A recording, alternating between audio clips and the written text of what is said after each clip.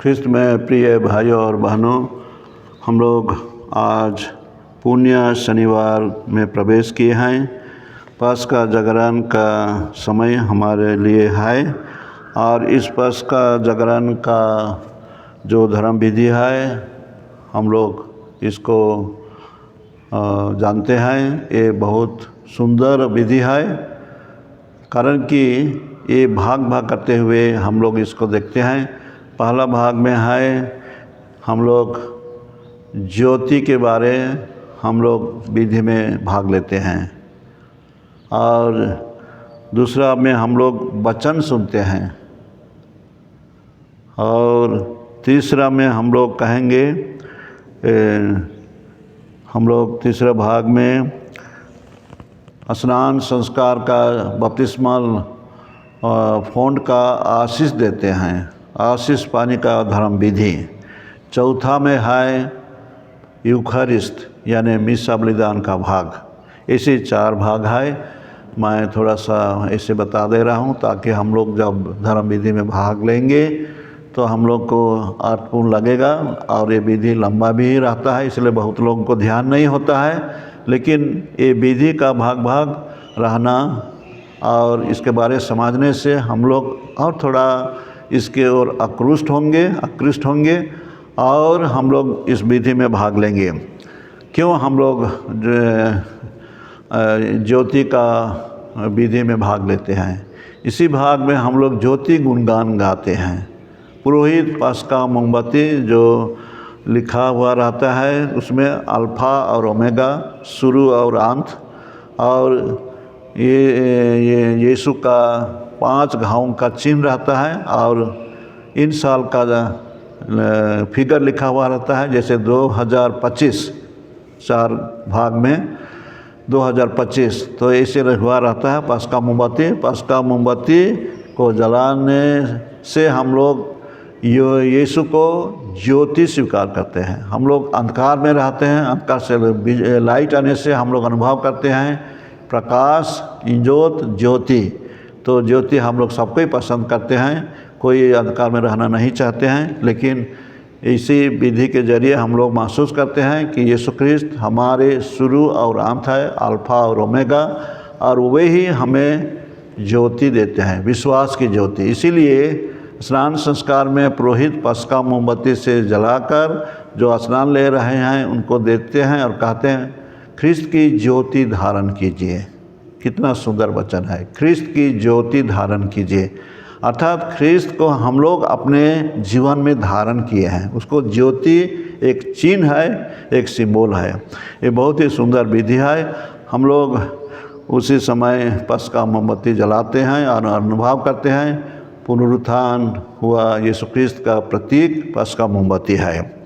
और पस्का के बाद में भी कम से कम 8 दिन तक, अठवारे कहते हैं, उस समय हम लोग हर एक मिसा बलिदान में भी पस्का मोमबत्ती जलाते हैं। दूसरा भाग जो है वचन विधि। इस हम लोग वचन विधि जो सुनेंगे, पाठ सुनेंगे, पुराना नियम से और नया नियम से थोड़ा लंबा है, लेकिन इसमें मुक्ति का इतिहास बहुत सुंदर ढंग से सजाया हुआ रहता है। अब्राहम, इसहाक, याकूब, इनसे शुरू करते हुए इस्राएली लोगों का इतिहास, कनान देश में, मिस्र देश में गुलामी का समय में कैसे वे छुटकारा पाए, कैसे सिनै पहाड़ पर उनको 10 नियम दिया गया, ऐसे होते हुए वो लोग कैसे प्रतिज्ञा के देश प्रवेश करते हैं, ये सब का घटना अलग अलग पुस्तक से हम लोग सुनते हैं। और कनान देश में, प्रतिज्ञा के देश में वे आज्ञाकारी नहीं होने के कारण से 2 भाग में हो जाते हैं, ऐसे कुछ हम सुनते हैं वचन विधि में। लेकिन ये अलग अलग पुस्तक से लिया जाता है, और नबियों का पुस्तक से भी, ईसायास नबी का पुस्तक से भी, तो हम लोग ये सब बातों को सुनते हैं। तो वचन का विधि थोड़ा लंबा है, लेकिन बहुत सुंदर ढंग से सजाया हुआ रहता है, पुराना नियम से और नया नियम से। तीसरी भाग है हम लोग सुनेंगे, चाहे हम लोग भाग लेंगे, हम लोग शैतान को चाहे उनके प्रपंचों को छोड़ देने के लिए करार करते हैं। स्नान संस्कार का करार को हम लोग दोहराते हैं। पुरोहित विधि के अनुसार में जो है प्रार्थना करते हैं, पानी को वे आशीष पानी बनाते हैं, आशीष पानी करते हैं, वो ठीक है। लेकिन हम लोग विश्वासी लोग मोमबत्ती जलाकर हम लोग पाप को छोड़ देना और यीशु में विश्वास करने का बात में हम लोग करते हैं। उसके बाद में आशीष पानी छिटकाया जाता है सबों के ऊपर, और बहुत लोग इस आशीष पानी को लेने के लिए चाहते हैं। जो लोग नए आया रहते हैं, चाहे घर के लिए चाहे कहीं पर छिटकाने के लिए, जहाँ पर वे अनुभव करते हैं कि यहाँ छिटकाना ज़रूर है, तो ये स्नान पानी का व्यवहार। चौथा में हम लोग मीसा बलिदान में भाग लेते हैं। ये मीसा बलिदान बहुत ही कहेंगे अच्छा सजाया हुआ रहता है, और इसका जो प्रार्थना सब है यीशु ख्रिस्त के जो मुक्ति काम के बारे ही बखान करते हैं, और हम लोग इस बलिदान में भाग लेते हैं दूसरे दिन जैसे ही, और प्रसाद ग्रहण करते हैं। ऐसे ही 4 भाग में है। हम लोग धर्म विधि में भाग लेने से इसको सुनेंगे। लेकिन समझने की बात है, पास्का पर्व को हम लोग अलग अलग स्तर में समझ सकते हैं। यहूदी लोगों के लिए पुराने नियम में था, मिस्र देश का गुलामी से वे मूसा नबी का अगुवाई से छुटकारा पाए, वे छुटकारा पाकर स्वाधीन होकर प्रतिज्ञा के देश प्रवेश किए। ये है ऐतिहासिक इतिहास के आधार में उनके लिए पास्का पर्व। यीशु ख्रिस्त के लिए कहेंगे वे मरण और पुनरुत्थान के जरिए हमें उद्धार किए हैं, उनके लिए यही है पास्का पर्व, और वे हमें मुक्ति दिए हैं।